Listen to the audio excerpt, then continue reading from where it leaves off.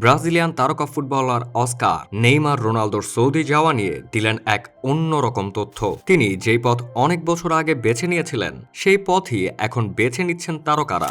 Oscar ব্রাজিলের সেই সম্ভাবনাময় তারকা ছিলেন যিনি অল্প বয়সে ইউরোপ ছেড়ে পাড়ি জমিয়েছিলেন চায়নাতে। বর্তমান দিনগুলোতে সৌদি আরব যেমন ফুটবলের পেছনে চোখ বন্ধ করে টাকা ব্যয় করছে, কয়েক বছর আগে চায়নাও ঠিক এভাবেই ফুটবলের পেছনে টাকা ব্যয় করত। সেই সময় ইংলিশ ক্লাব চেলসি ছেড়ে অস্কার চলে যান চায়নাতে। এবার যখন একে একে সব নামি দামি তারকারা ইউরোপ ছেড়ে সৌদি চলে যাচ্ছেন, ঠিক তখনই আবার জেগে উঠেছেন অস্কার। তার ভেতর জমিয়ে রাখা ক্ষোভ ছেড়ে দিয়েছেন তিনি। অস্কার বলেন, সৌদি আরব লিগ এখন স্বপ্নের ফুটবল লিগের মতো।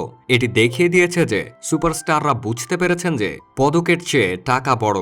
আমি আনন্দিত যে সবাই এখন বুঝতে পেরেছে যে একা ট্রফি জেতা শুধুমাত্র বসদের জন্য গুরুত্বপূর্ণ, কারণ তারা আমাদের থেকে বেশি অর্থ পায়। অস্কারের মতে খেলোয়াড়দেরকে তাদের উচিত প্রাপ্য দেওয়া হয় না। খেলোয়াড়রা কষ্ট করে ট্রফি জিতলেও সব ক্রেডিট নিয়ে নেয় ক্লাব কর্তৃপক্ষ।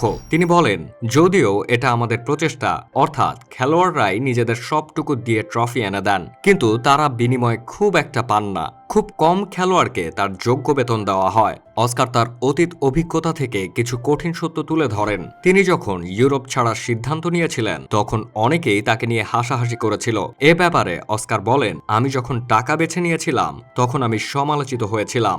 অনেকেই আমাকে নিয়ে হাসাহাসি করেছিল, কেউ কেউ বলেছিল আমি ভুল সিদ্ধান্ত নিয়েছি।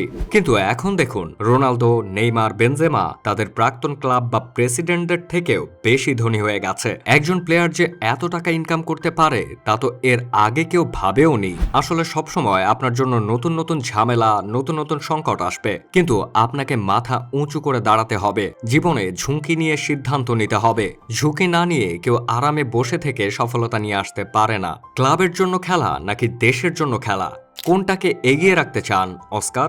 এ ব্যাপারে জানতে চাইলে তিনি বলেন, আপনি আপনার দেশের জন্য যে ট্রফি জিতেন, আমার কাছে সবচেয়ে গুরুত্বপূর্ণ ট্রফি হলো সেটি। কারণ কোনো কাজ না করে কেউ ধনী হতে পারে না। এখানে সবাইকেই সমান কাজ করতে হচ্ছে। আন্তর্জাতিক ট্রফিগুলো পুরো দেশের জন্য এবং সরকার আপনার প্রচেষ্টাকে সম্মান করতে বাধ্য। তারা নানাভাবে স্বীকৃতি দেয় আপনার অবদানকে।